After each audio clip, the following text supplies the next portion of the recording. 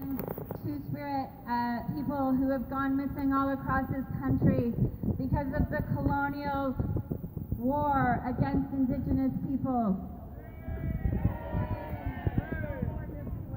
So many of those murdered and missing Indigenous women and girls, trans and Two-Spirit people have gone murdered, or have been murdered or have gone missing because they've been on the streets because of inadequate shelter and because of poverty, and it's shameful. And one of the things that we know that can happen is that there can be more shelter, more housing. It can happen now, and these cuts are going to make that worse. It's going to put more and more people in danger, and it cannot happen. Housing now! Housing now! Housing now! Housing now! So we're here because Tory is hanging out with a bunch of rich people, celebrating his rich people's budget, keeping taxes low for rich people, making this city easier and easier for rich people to live in, while poor people get pushed out to the margins, pushed onto the streets, and pushed further and further into despair and crisis, and we will not take it. Shame! No more cuts. So first we're going to hear from Jessica Hale. She's a street nurse. She's going to talk about the situation on the streets and in the shelters. Hi everyone. I'm Jessica. I'm a nurse practitioner, and I've worked in the Dundas and Sherwin area with people who are homeless or precariously housed for the past 7 years. Women's shelters are full. Even over the summer months, they were full. Detox beds, mental health beds, and violence against women beds are full. Women arrive at our office sick and exhausted. We spend hours searching for a bed and end up with nothing to offer but a chair in a crowded drop-in. Women are sleeping in chairs and on mats on floors in overcrowded spaces that offer no rest, privacy, or showers. We watch people's chronic illnesses worsen due to stress and sleep deprivation, and see people die prematurely because their most basic needs are not met. Women leaving violence are forced to stay in neighborhoods and drop-ins they feel unsafe in because the VAW shelters are full. It can sometimes take weeks to access a shelter bed. We see people's legs become swollen from sitting up in a chair night after night. Many women cannot access shelter because of an array of barriers, like strict curfews and barring policies and discrimination against people who use substances. The city recently opened a women's shelter in Scarborough, yet occupancy rates are still over 90%, and the 24/7 drop-ins are packed. Women depend on their community and must access things like food, income, clothing, and healthcare, often on foot. Many cannot access a shelter in Scarborough. Conditions within the shelters are so overcrowded that bug infestations and infectious disease outbreaks are common. We see many people that would rather freezing to death outside than spend a night in a Toronto shelter. The city knows that there is a crisis within the shelter system, but they are doing little to improve it. Tory plans to cut $1.5 million to the Shelter Support and Housing Administration, and he has found the money to give himself a 2.1% raise. Tory plans to eliminate the cooling centers, yet he is keeping property taxes the lowest in Ontario. TCHC is forced to board up homes, yet the city is subsidizing rich developers with hundreds of millions of dollars in tax breaks. The city knows the shelter system is in crisis, and they have plans to make it worse. Yet Tory says that he has a deep concern about the number of people sleeping on our streets, and on his Twitter page, you can find photos of him doing street outreach. We are here outside the C D Howe Institute today to let Tory know that we see through his cheesy photo ops and patronizing insincere concern. We know what Tory's real agenda is. We're here to demand that the city stop the cuts and immediately open the armories and more shelters. These unnecessary cuts are a direct attack on people in our community. We want the city to know that as long as they choose to deny people the right to decent shelter, we'll be right here fighting back. We say fight back. They say cut back. We say fight back. They say cut back. We say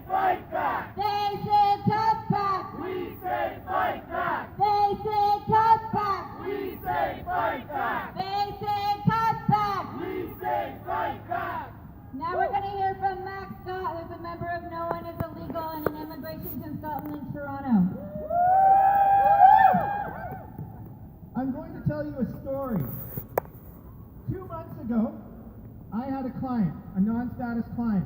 She is a single mother with 4 kids. She was living on the streets. Her worker told her, go to Sistering, go to the women's drop-in. She had to spend 3 weeks at the drop-in with her kids, sleeping on the couches, before someone stepped in from the city and found her shelter. It is an unknown story in Toronto that the homeless population of non-status people have been steadily growing over the last 15 years. I have clients who are sent directly from the airport to Seaton House. Canada Border Services Agency Immigration Enforcement says, we can't fit you into a refugee shelter, we're sending you to Seaton House. I did a refugee claim on Monday with a client in Seaton House. I cannot tell you how difficult it is to do a refugee claim or any kind of navigation of the immigration system when you're living in a homeless shelter. We have dedicated shelters for refugees in this city, but the situation has gone so bad in those shelters that last week, Romero House, Sojourn House, and FCJ Refugee Center were forced to go to the media to talk about how they don't have enough beds for all the refugee claimants coming into the city. To the point where Romero House has had to go knocking on its neighbors' doors to ask if they have an extra bed to put a refugee claimant in. This man here, this man who's up there, or hopefully because of us he isn't, that man 2 weeks ago went in the media saying that he was reaffirming Toronto as a sanctuary city, a city safe for non-status people. Non-status people are not safe when they're under house. Non-status people are not safe when they're living on the streets. Non-status people are not safe when they are in shelters where they can't get the services they need to find safety and status in this city. Until he opens those shelter beds, until he opens more housing, this is not a sanctuary city. Tory, stop talking out one side of your mouth and flying out the other side. Open the beds, create a real sanctuary city, stand by your words. Thank you. Unemployment and inflation are not caused by immigration bullshit. Come off it. The enemy is profit. Unemployment and inflation are not caused by immigration bullshit. Come off it. The enemy is profit. Unemployment and inflation are not caused by immigration bullshit. Come off it. The enemy is profit. So the next speaker that we have is Yogi. He's an organizer with the Ontario Coalition Against Poverty. Before he comes up, I realized that I didn't tell you the time for the memorial and strawberry ceremony on the 14th.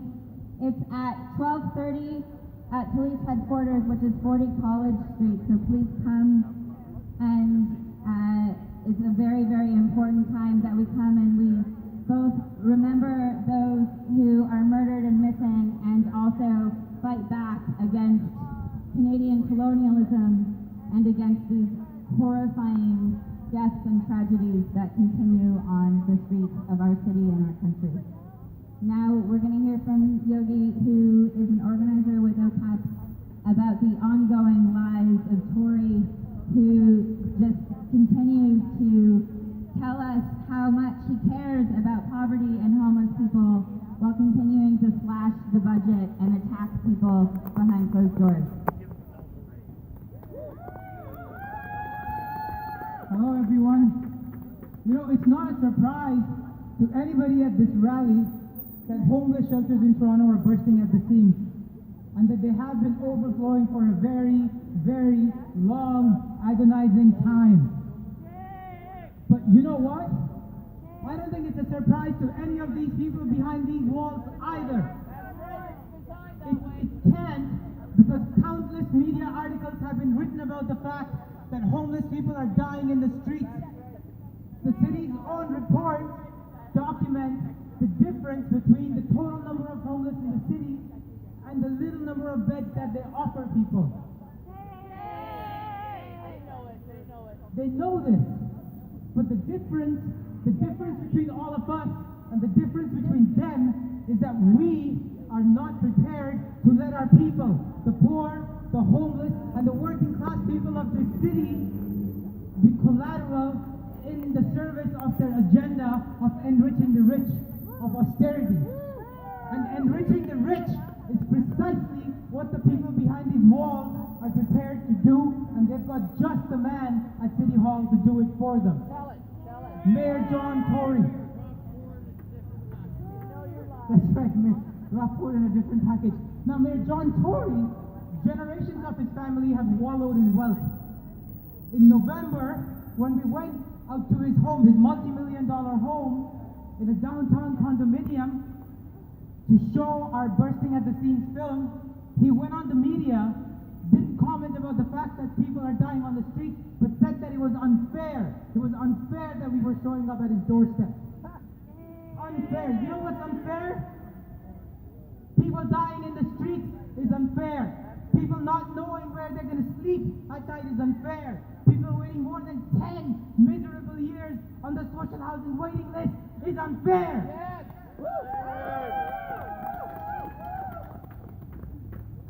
And we're not prepared to let John Tory make the situation even worse.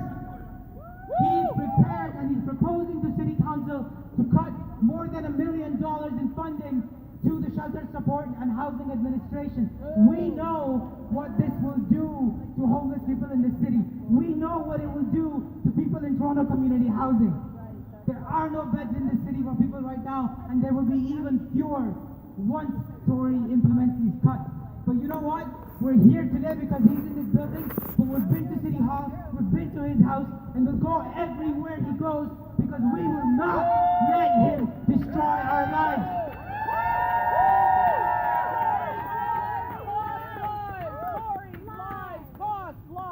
Tory's lives cost lives. Tory's lives cost lives. Tory's lives cost lives. So like Yonge said, the struggle continues. Now it's a little bit before 12. Tory is supposed to come on at 12. We're gonna stay here. We're gonna be loud. We're gonna keep those rich bastards from getting into this building. We're gonna shame them. We're gonna show them for who they are. The scumbags that profit off of the poor, that get rich off of our backs. They are rich because we are poor. They are rich because we are poor. And we're gonna stay here. We're gonna be loud, but also it's important to know that fighting this cut isn't enough. Fighting this cut just keeps things as they are, and we need so much more than things to stay the status quo. We need decent, affordable, accessible housing for all. We need emergency shelters that are enough, that are available, and that are decent for people. We need far more than what we have now. So we have to keep fighting. So get involved, come out, talk to someone in OCAP about joining OCAP, continue the struggle. So keep on fighting. We've got drummers, we're gonna chant, we're gonna be loud. Visit ocap.ca, email us, talk to me or Yogi about getting involved, or Mac with the orange ridiculous hat, or anyone else that you recognize from OCAP around here. Keep fighting, fight to win. They say cut back, we say fight back. They say cut back, we say fight back. They say cut back, we say fight back. They say cut back, We say fight back. they say cut back. We say fight back.